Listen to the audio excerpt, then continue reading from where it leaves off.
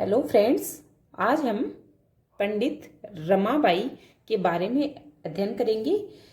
जैसा कि हम सब जानते हैं, ये एक भारतीय राजनीतिक विचारक हैं जिन्होंने भारतीय समाज सुधारक के रूप में विशेष प्रकार के कार्य किए हैं और उसमें महिलाओं के जो विकास कार्य हैं उनमें इनका मतलब अमूल योगदान रहा है। और इनको जो है वो सरस्वती नाम से भी जाना जाता है, ये हमें ध्यान रखना है। और इनका जन्म मद्रास में एक ब्राह्मण परिवार में हुआ था और इनको जो है रमाबाई डोगेर के नाम से ये मतलब जानी जाती थी। और उसके बाद ये मद्रास से जो है वो मद्रास से महाराष्ट्र में आ गई थी और वहाँ जो है इन्होंने महिलाओं के लिए अनेक प्रकार के सामाजिक सुधार कार्यक्रम भी किए और कुछ मतलब संस्थाओं की स्थापना भी की।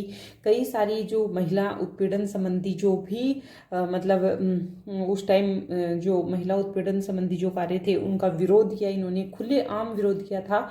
जैसे जिसमें बाल विवाह है, ठीक है, दहेज प्रथा है, इनका इन्होंने काफ़ी विरोध किया है। और ये 1889 के जो कांग्रेस अधिवेशन हुआ था उसमें जो कुल 10 जो प्रतिनिधि महिलाएं थी उनमें से ये एक थी और ये प्रथम भारतीय नारीवादी महिला थी, ये हम सब जानते हैं। और इनका जन्म जो है एक मतलब ब्राह्मण परिवार में हुआ था। तो इनके पिता मतलब एक बहुत अच्छा मतलब संस्कृत के विद्वान थे, तो ये इनको भी जो है वो संस्कृत का अद्भुत ज्ञान था। संस्कृत भाषा जो सब जानते हैं कि सभी भाषाओं की जननी है, तो जिस मतलब ये एक विदुषी महिला रही हैं अपने समय की, और इनको संस्कृत का अद्भुत ज्ञान था। अब हम बात करते हैं 1882 में पुणे में ही आर्य महिला समाज की इन्होंने स्थापना की। जैसा मैंने आपको बताया कि इनका जन्म मद्रास में हुआ, लेकिन कुछ समय के बाद ये मतलब महाराष्ट्र में आ गई और वहाँ 1882 में पुणे में आर्य महिला समाज की स्थापना की। और आर्य महिला समाज का उद्देश्य क्या रखा इन्होंने? एक तो बाल विवाह है, महिला उत्पीड़न का विरोध करना, और हंटर जो आयोग आया था उसके समक्ष महिलाओं की शिक्षा के सबूत जो है वो भी रमाबाई ने जो है पेश किए थे। तो ये हमें ध्यान रखना है। उसके बाद हम बात करते हैं 16 वर्ष की आयु में ही इन्होंने समाज सेवा का कार्य प्रारंभ कर दिया था, यानी कि समाज सेवा में ये लग गई थी। इनके विचार जो हैं वो काफ़ी अद्भुत विचार थे इनके, तो इस तरीके से। और फिर 1880 में एक विपिन बिहारी मेधावी थे और इनसे इनका अंतरजातीय विवाह होता है, लेकिन कुछ समय के बाद जो है इनके पति की डेथ हो जाती है और ये विधवा हो जाती हैं। तो तब से ही ये जो है ये काफ़ी मतलब महिलाओं के क्षेत्र में काफ़ी मतलब योगदान जो है इनका रहा है। और महाराष्ट्र में रमाबाई महिलाओं को शिक्षा के लिए ईसाई संगठनों से भी इन्होंने संपर्क किया। और फिर उसके बाद इन्होंने बुक लिखी 1882 में, जो मैंने आपको बताया कि पहले तो इन्होंने 1882 में ही एक आर्य महिला समाज की स्थापना की थी, आर्य महिला समाज की स्थापना की।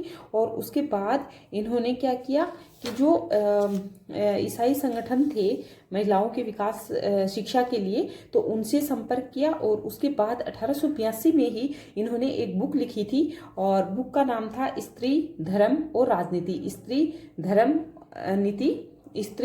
और नीति, स्त्री धर्म नीति 1882 में लिखी। और 1883 में वे इंग्लैंड चली गई थी और वहाँ पर इन्होंने ईसाई धर्म ग्रहण कर लिया था और उन्होंने धर्म के ट्रिनिटी सिद्धांत पर भी प्रहार किया। उसके बाद जो सेकंड बुक है उसका नाम है the high caste Hindu women, the high caste Hindu women. ये बुक जो है इन्होंने अमेरिका गई थी, तो वहाँ पर अमेरिकी प्रवास के दौरान लिखी थी। और 1889 यानी कि 1889 में भारत वापस लौटती हैं और पुणे में बाल विवाह को रोकने के लिए शारदा सदन एक नामक की एक स्कूल की जो है वो स्थापना करती हैं। तो ये हमें ध्यान रखना है। पहली इनकी बुक कौन सी थी? इनकी बुक थी स्त्री धर्म नीति, 1882 में लिखी। और उसके बाद वो इंग्लैंड गई 1883 में, और वहाँ उन्होंने ईसाई धर्म ग्रहण कर लिया था और धर्म में ट्रिनिटी सिद्धांत पर इन्होंने प्रहार किया। और सेकंड बुक इनकी थी the high caste Hindu man. ये जब अमेरिका गई थी तो अमेरिकी प्रवास के दौरान इन्होंने ये बुक लिखी थी। और फिर 1889 में वापस भारत आती हैं और पुणे में बाल विवाह को रोकने के लिए शारदा सदन नामक एक स्कूल की जो है स्कूल खोलती हैं। उसके बाद हम बात करते हैं, थर्ड इनकी बुक है the peoples of the United State, the people of the United State. और फोर्थ बुक है इनकी बाइबिल का मराठी में ये फोर्थ ये जो बाइबिल है उनका मराठी में अनुवाद भी जो है वो ये करती हैं। तो ये हमें ध्यान रखना है। तो इनकी मतलब 3 बुक हो गई, स्त्री धर्म नीति 1882, और the high caste Hindu women अमेरिकी प्रवास के दौरान लिखी थी, और the peoples of the United State. तो ये बुक हमें ध्यान रखनी है। 3 बुक है इनकी, ये काफ़ी इंपॉर्टेंट बुक है और बुक इनकी मतलब काफ़ी बार एग्जाम में पूछी भी गई है, तो ये हमें थोड़ा ध्यान रखनी है। ओके, अब हम बात करते हैं नेक्स्ट इनके पुरस्कार। तो इनको 1919 में जो है केसर ए हिंद की उपाधि दी गई थी, और 1989 में डाक टिकट जो है वो भी जारी किया गया था। अब बात करते हैं जो बाल गंगाधर तिलक और स्वामी विवेकानंद थे, इनसे इनका मतभेद था। ये हमें ध्यान रखना है, बाल गंगाधर तिलक और स्वामी विवेकानंद से इनका मतभेद था, क्योंकि हम सब जानते हैं कि ये वैसे एक मतलब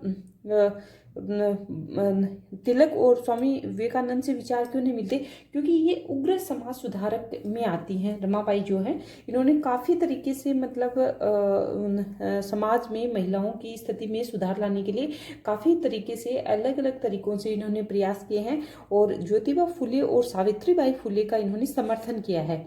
ओके, उसके बाद हम बात करते हैं कि 1893 में शिकागो सम्मेलन में की जो विवेकानंद का जो भाषण था, शिकागो में सब जानते हैं 1893 में विवेकानंद जी ने जो शिकागो में अपना भाषण दिया था, तो उसकी समीक्षा की। और इन्होंने उस समीक्षा में क्या कहा कि हिंदू धर्म में अनेक कमियां हैं, जैसे सती प्रथा, बाल विवाह। तो इन्होंने मतलब सती प्रथा, बाल विवाह, महिलाओं की शिक्षा, इनसे रिलेटेड जो है यही कार्य समाज में किए थे। तो इन्होंने कहा कि जो हिंदू धर्म है उसमें अनेक कमियां हैं, सती प्रथा और बाल विवाह। उसके बाद हम बात करते हैं रमाबाई का नारा।